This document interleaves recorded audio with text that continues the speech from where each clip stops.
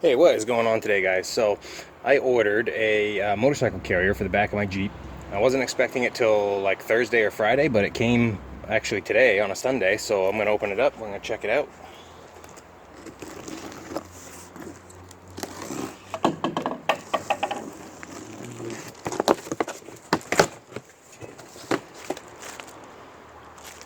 So this one's a steel one. I kind of wanted an aluminum one, but they are really hard to find right now, even if I'm willing to pay like $300, which I'm not. So, anyway, this one was like about 130, I think. Shouldn't be too bad to put together.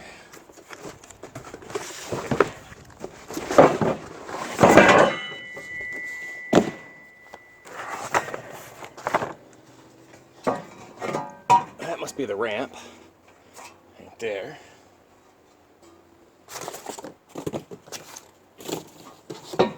Man, it is hot out here today too. Well, like 85, which probably isn't that hot to some of you guys, but for here in New Hampshire, it's hot, especially because the humidity's up. Alright, yeah, so one of the complaints I saw online was that the directions weren't great, and they are kind of short. I mean, there's only a few pages here, but I think it's probably sufficient. I'm sure we can figure this out. So let's see here.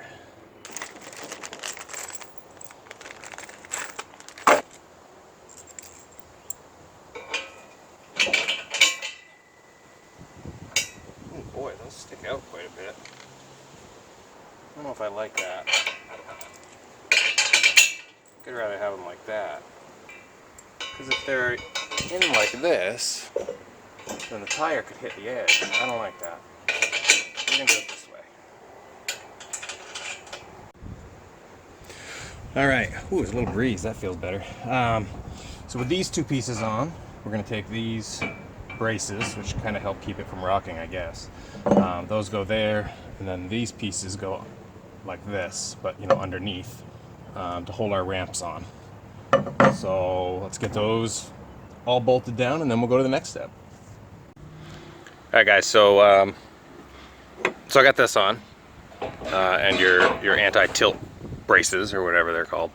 But I did mess up. See, right here, I'm gonna have to take these back out because that plate's supposed to go in there, and I totally forgot it because I had it sitting over here on the other side of me and spaced it out. So I'm gonna take those back off and put these on, and then we just need to take our long bolts here, and they're gonna go through these holes.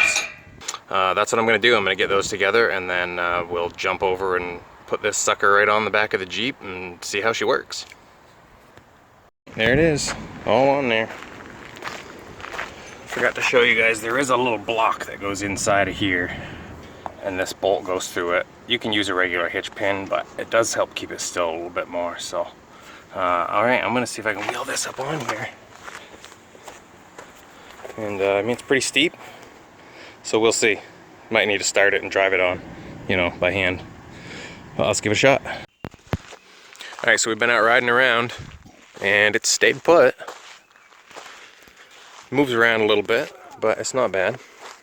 I even shook it and said, yeah, that's not going anywhere, so that probably helped. I do have to make a few changes, like you can't use these double hooks, because the hole only fits this, and I might have to take my spare tire off because the foot peg pushes on it. But otherwise, it's pretty sturdy. Like I said, moves around a little bit, but nothing too serious. So we'll ride around a little bit more and head home and unload it. Definitely worth the money in my opinion.